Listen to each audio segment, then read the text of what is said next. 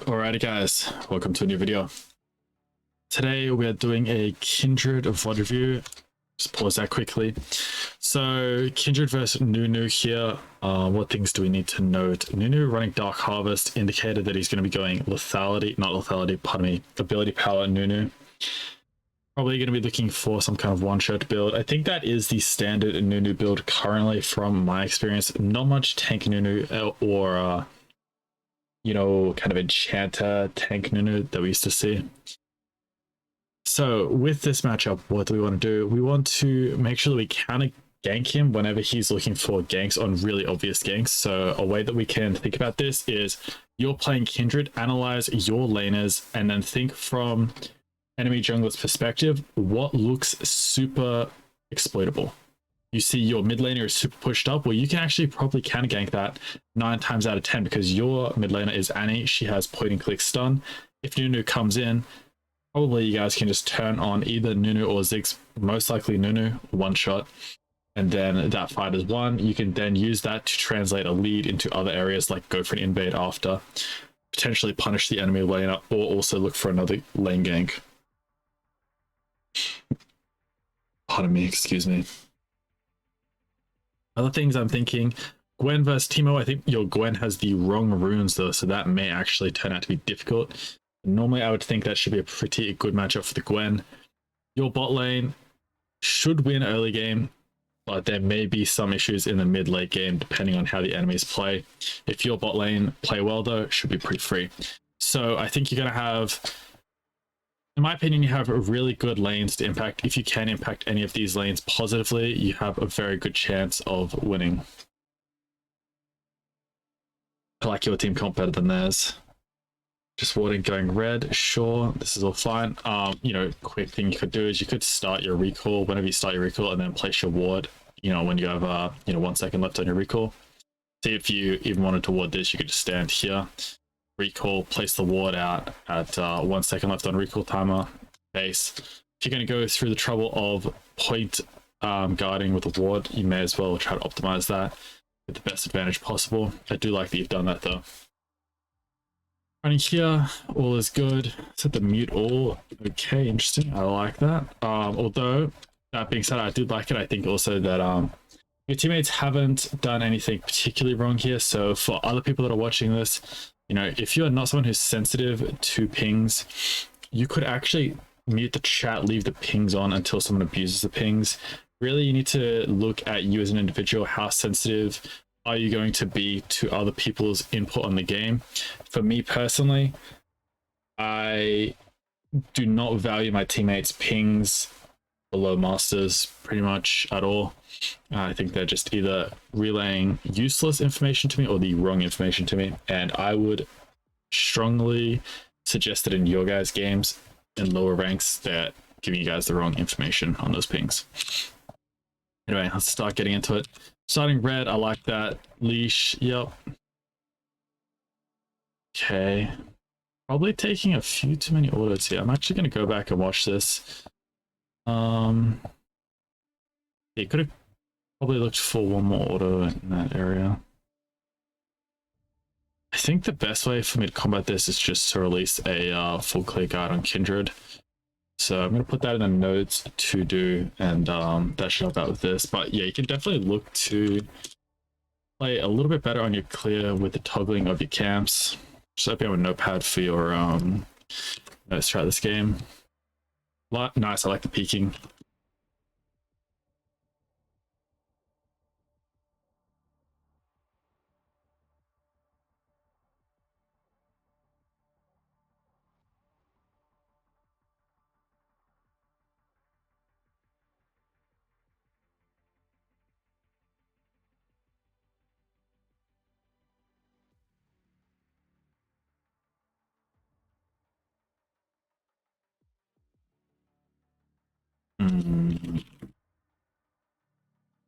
All right, so we've watched for 3 minutes so far. I've actually taken quite a few notes, so that's why I was talking a little bit less, guys.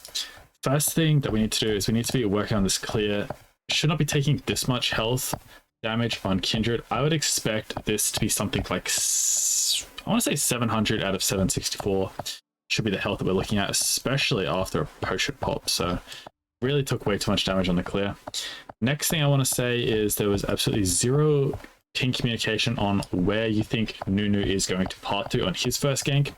If you think about how important your first gank is, the enemy jungler's first gank is just as important, if not potentially more important. So you should always be trying to think about how you can prevent the enemy jungler from getting off that same win condition you're trying to do. By far, the easiest thing to do is to just ping out where they are and where they are likely to go based off the current situation in the game. So if I am you right now, over the last minute, it has been easy to figure out that Nunu, on a bounce probability, started bot lane. This is with the information we have because we know the elo we're playing in. We also know that people, generally speaking, like bot lane double leash if possible. And then the third thing that we know is that your bot lane is the most vulnerable lane here. So one would expect that Nunu, if he is playing with any level of talent here, would do something like red into Raptors, into Krugs, into roll-in bot, or, in all honesty, red into roll-in bot too. Both of these things need to be accounted for. Now, next thing, when we're looking for this gank here, if you look at this creep wave, your Gwen is very close to getting level 3 in my opinion. I think she needs this and this, if I'm not mistaken. But regardless, I would probably wait for Gwen to get level 3, and you could even ping for it. As you can see, she did get level 3 off those 2 creeps. Actually, did she end up just the 1, or did she need the 2? She needed the 2. So it was perfect, right? And these things come with game knowledge. I didn't count creeps or anything like that. I just had the internal feeling when I look at this situation, I'm like, she needs 2 creeps, I believe, to get level 3. So when you're going for this gank, I would potentially have waited a little bit before you went in here, probably just until this cannon died. The reason for that is you open up a little bit early before Gwen is actually able to do anything or help you here. And you're taking a lot of damage from this Teemo that you kind of can't really take.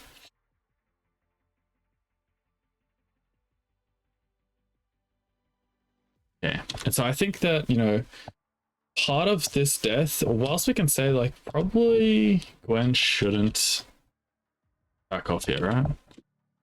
But if you are in this situation, you can see why she backs off. Because she is going, well, if I chase further, I start losing this XP. So this comes back to what I said earlier about when you approach. Because you approach so soon here before she's able to get level 3, Teemo sees you now, I'd say. Definitely now. So because you approach so soon, you're giving Teemo more time to run away, first thing, which means that further him the creep wave for Gwen, so she's going to lose more. Second thing is that you're going to start taking damage from Teemo right here, or Gwen is able to do anything, right? Now the next thing, which we're going to see here in a moment, is that you are pathing towards this bush. Now the reason you're pathing towards this bush is because you are kind of getting fucked here by this Teemo. And it is correct in this play to move towards this bush, but what this does is it's going to relay body posture to this Gwen that it's pretty unlikely we're getting this kill at this point without, you know, double committing flash or something like this. You know, you're in a bit of a pickle here. This could turn out badly. So you can see that Gwen at this situation, as soon as you enter the bush, she is starting to back off because body language of this skirmish is it's not going great right now. You do though, however, have your E nearly fully stacked here. So you're able to proc this in the end. And this is like a decent situation for you, right? Like this should be a kill actually here, and we'll show you how to get that kill in a second. But so what Gwen's done here, in my opinion, is pretty reasonable actually. Now Teemo is going to flash, so what you need to do instantly is flash and auto attack this Teemo. But you'll notice here is that you don't flash a little bit later, and then you flash Q. Now you can't see here, but Teemo had 5 health. Now, if we flash sooner, we would actually just die. Boom, flash. Right, he would actually just be dead already. He wouldn't have had a regen, I do believe. The other thing in this fight is when you're going into this bush here, you know how I'm saying that you're communicating with your body language that you are like weak, not really wanting to fight this, the way you can counteract this is to continuously ping on my way pings on this guy and ping him, because then you are relaying something that is going to override what your body language is saying. Right now you're saying, I'm getting fucked, I'm getting out of here. But if you're spam pinging on your way on this guy, then that should be relaying to subject G that he needs to go the fuck in. Yeah, this is basically, for Kindred actually, this is like nearly end of review game losing stuff. This is the worst possible thing that could happen on Kindred.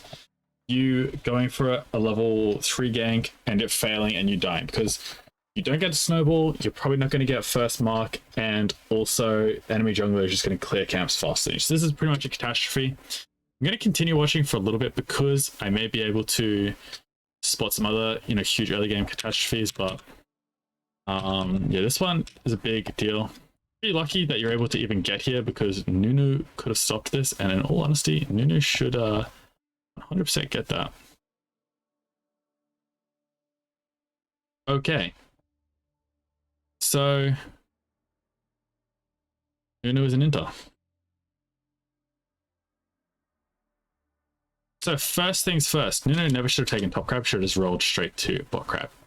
Second thing, you are pretty fortunate that your Xerath rotates here, especially with his mana. Now, the next thing is, Nunu fights you here. This is pretty troll by him. I like the W opening and the Q here. This is all nice. I would like an auto E at this point though. And the other thing that I want to see, generally speaking, in this fight is the control ward in this bush ASAP.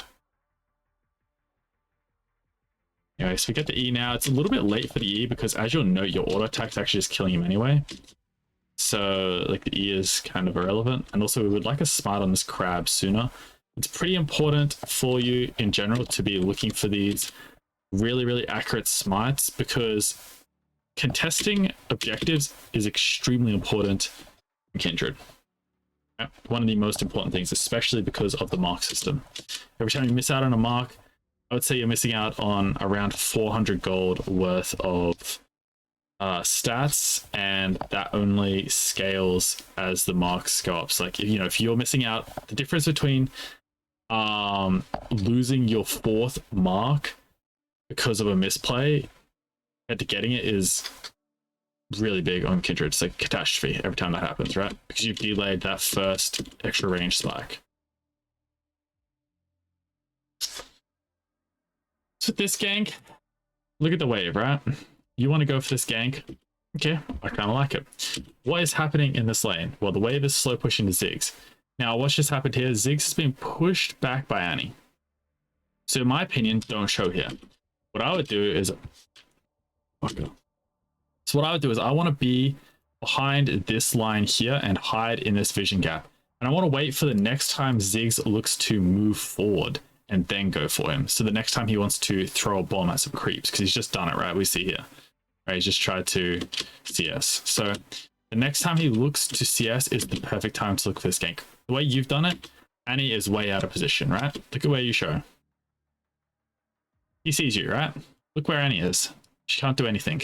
So you're approaching this gank way too soon, way too fast, and you're out of alignment. And now we can actually see that this is a reoccurring theme where you're not approaching your ganks properly. We're going to write that down in the notes. We're going to break that down. And this will probably be an end of review to mistake. It's something that's reoccurring and it's costing you a lot, in my opinion. So let's just bring this over here so that you guys can see what I'm doing. We've got not approaching ganks properly, breaking down number 4, timing issue. You're approaching the ganks a little bit too soon and out of alignment with your ally.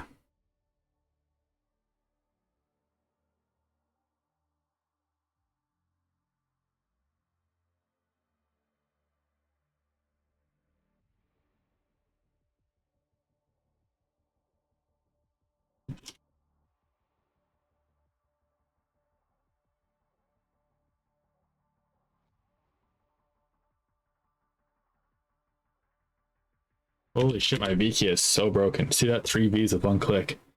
Motherfucker needs a replacement ASAP.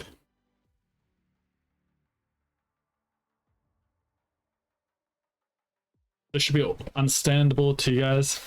Basically, we're approaching the ganks too quickly, showing ourselves, which then means the gank is over too soon, and denying ourselves opportunities to get these ganks off. What you need to do is you need to ping your communication with the ally sooner so they have longer to react to what you want to do and to set up the gank, because ideally you communicate what you're wanting out of your ally, and then they're able to set up the situation where you're easily going to be able to gank. They can facilitate the gank for you, especially when your player is playing a control CC champion like Annie, right? Even though she's short range, she has a lot of control over the lane. She could be manipulating this guy into you. So ideally, right, what we would like to see here is you're coming from the bot side, so you're hiding over here in this vision gap somewhere. Annie is occupying anywhere in this region, which is forcing this guy to go this way, which is forcing you into a better gank path. And Annie is also trying to maintain tethering so that she can get into range to stun him off the off the back of your slow. That's what we want to happen here in an ideal situation, and we want to ping so that we can try to allow for that to happen. Now, obviously, we're playing in a game that is like not the best quality, but we should still be using fundamental things that you would use in a high elo game, because your teammates will still execute on these ideas just to a worse degree, but the opponents will also execute worse, so it balances out over the games, right? And we also want to be honing our skills that are going to be useful the further we climb. So whilst we've only gotten 4 minutes and 30 seconds into this game, I've seen a lot of mistakes here that are very, very crucial to a Kindred player, and ones that are going to really change how you approach your Kindred games going forward in the future. In my opinion, watch this, try to implement these things in the gameplay, then submit another VOD review whenever you get a chance, and we will then try to go further on these concepts so that you can start having the proper impact you should have in the early game, and then we will then try to transition that early game lead that you're creating throughout the game. Right now, you're missing out on the opportunity to create the lead that you pretty much must be creating on Kindred. Kindred is a high tempo champion that must snowball, and so any mistakes in the early game, they like compound negatively against you for the entirety of the game, and force games to either be early losses where you have zero control over the game, or they force you into these games that are extremely long and tedious, and can, you basically get forced into late game where, yes, you have an advantage, but also your team could just get wiped in 1-5v5 and you lose the entire game. Both of these situations are not what we want in any game, and situations that Kindred is specifically made, or at least at the moment designed, to prevent. So we want to be executing on the champion's identity as best as we possibly can. I think this should help you a lot. Let me know, brother. You can obviously just reply to this in the Magi University area. And if I do release this publicly, anyone who's watching, if you would like your own gameplay reviews so that you can start getting the best out of your games, you can also join Magi University at the link down below. I don't think I will publicly post this though. All right, guys, peace out, and hopefully you'll enjoy this and learn something new.